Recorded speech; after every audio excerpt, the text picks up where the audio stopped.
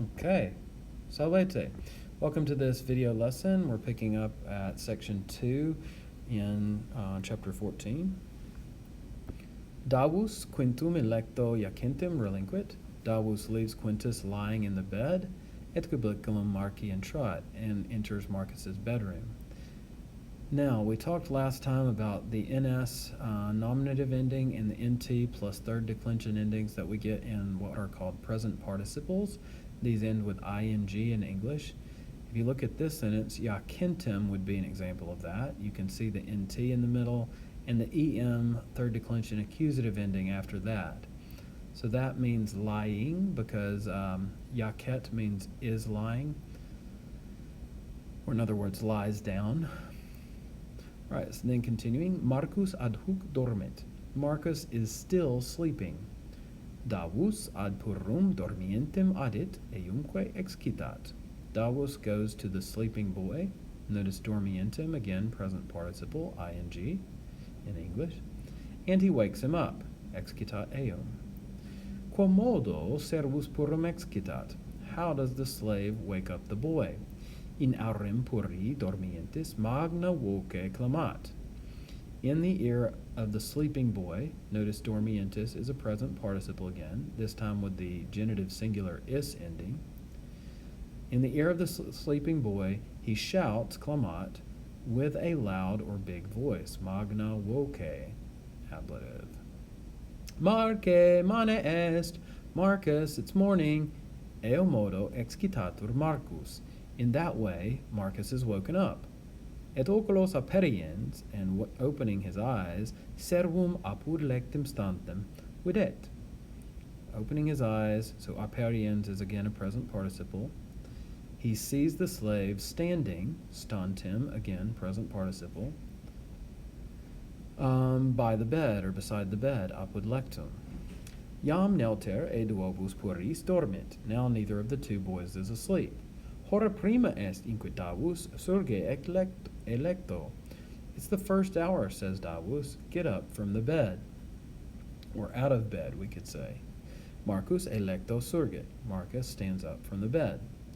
Jam non cubat in lecto. Now he's not lying in the bed. Sed ante lectum stat. But he is standing in front of the bed. Marcus davum aquam afere iubet. Marcus orders iubet Davus to bring afere water.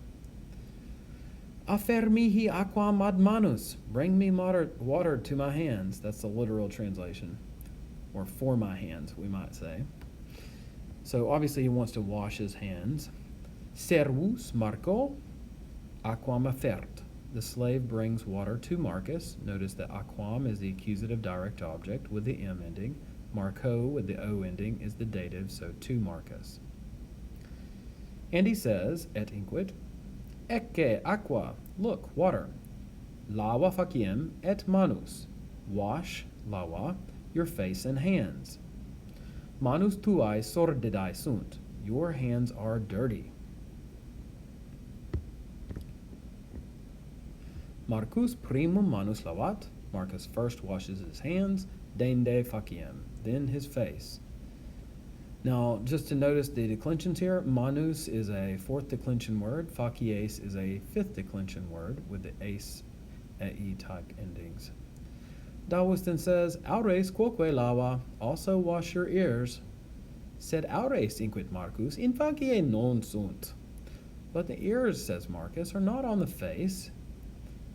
And Davus, who's used to this pesky boy, says, tace puer, shut up, boy. Non modo faciem, sed totem caput lava. Not only wash your face, but also your whole head, totum caput.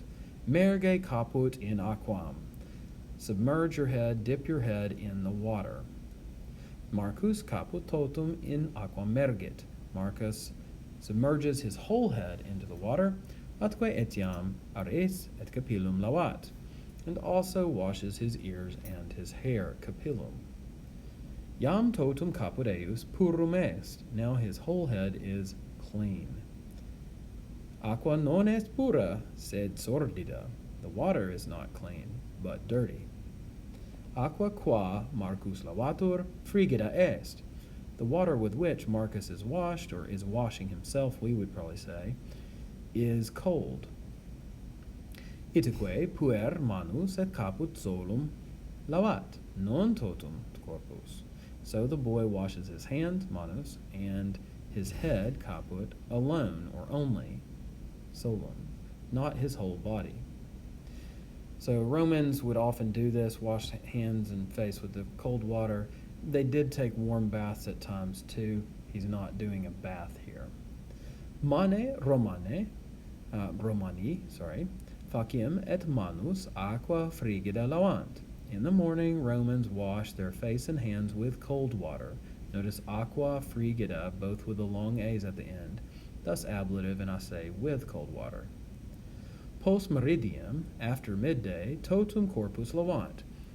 They wash their whole body, aqua calida, with warm water. And notice again the long A's making those ablative, thus with. Marcus caput et manus tergens, davum interrogat. Marcus, wiping his head and his hands, asks Davus, Cur frater meus tam quietus est? Why is my brother so quiet, so calm? In other words, he's not making noise or movement. Davus respondet. Davus answers, Quintus ad huc in lecto est. Quintus is still in bed. Marcus says, In lecto? In bed?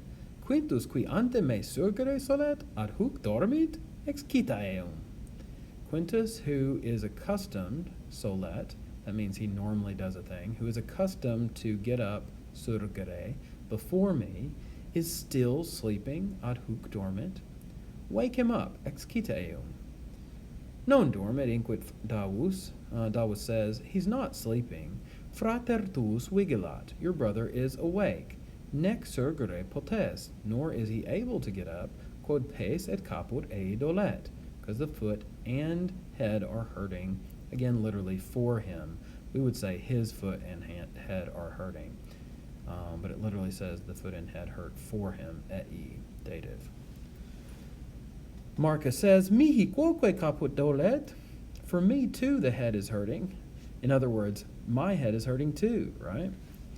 Davus says, Tibi nec caput nec pes dolet, for you neither the head nor the foot is hurting. In other words, hey, neither your head nor your foot's hurting. Caput valens non dolet, a healthy head does not hurt. Nec membra valentia, nor do healthy limbs.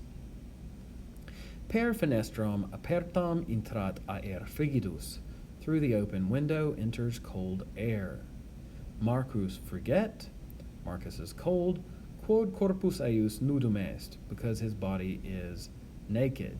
Ide sine vestimentis, that is, without clothing. Itaque Marcus vestimenta sua a servo poscit.